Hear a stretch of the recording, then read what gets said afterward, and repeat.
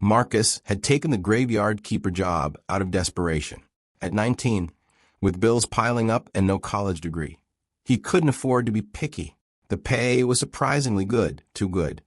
His friends warned him. But Marcus didn't believe in ghosts. His shift started at midnight and ended at 6 a.m. Simple enough. Walk the grounds every hour, make sure no vandals were causing trouble, and lock the gates at dawn. The first week passed uneventfully.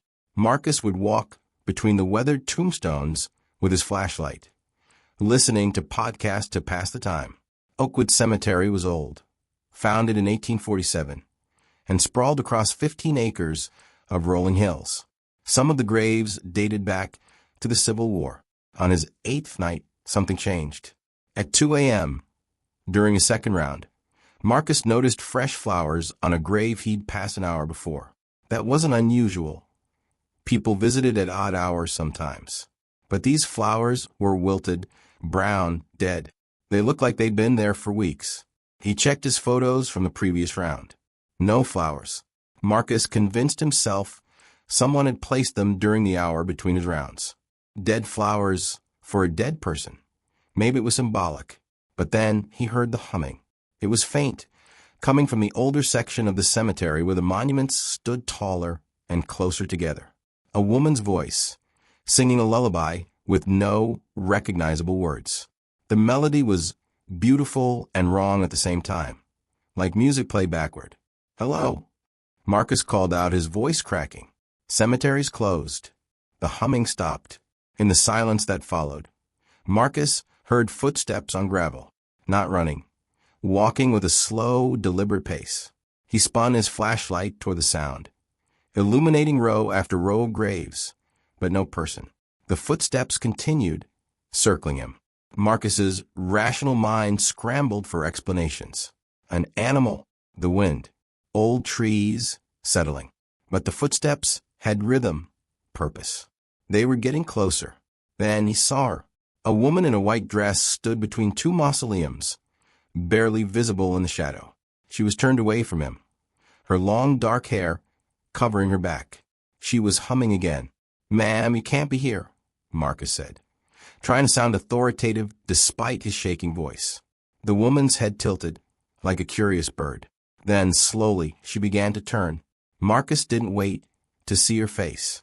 Every instinct screamed at him to run, and for once he listened.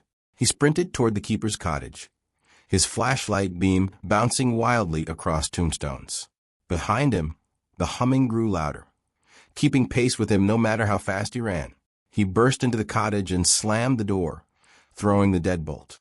Through the window, he could see the cemetery grounds, bathed in pale moonlight. Empty. No woman in white. Marcus grabbed his phone with trembling hands and pulled up the security camera feed. The cemetery had 12 cameras covering the main sections. He rewound to 2:15 a.m. and watched himself on camera, walking his rounds. His blood went cold. On the screen, he wasn't alone. The woman in white was there, walking beside him, matching his pace exactly. In some frames, she was so close her hair seemed to brush his shoulder. But in other frames from other camera angles, she disappeared entirely. Only the cameras facing east showed her, the direction of the rising sun, the direction of rebirth, or the direction of death. Marcus watched himself on camera turn and run, watched the woman stand perfectly still, watching him flee. Then she looked up, directly at the camera, directly at him through time. Her face was his face. Same eyes, same nose, same scar on the left cheek from a childhood bike accident. The timestamp on the video read 2:17 a.m. Marcus checked his phone. It was 2:19 a.m. now. A knock came at the cottage door.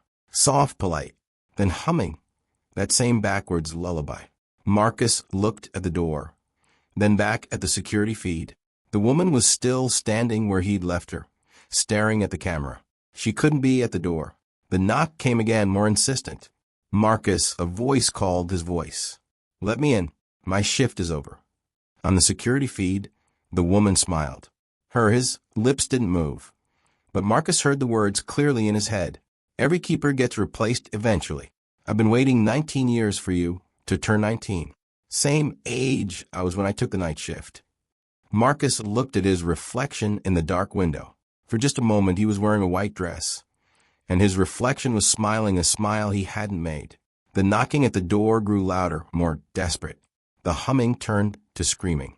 Marcus grabbed his keys and ran for the back door, abandoning his post, abandoning the job, abandoning the thing that wore his face. He never returned to Oakwood Cemetery. But sometimes, late at night, he still hears that humming. And when he looks in mirrors, sometimes his reflection is wearing white, and sometimes it waves at him with a familiarity that chills his soul.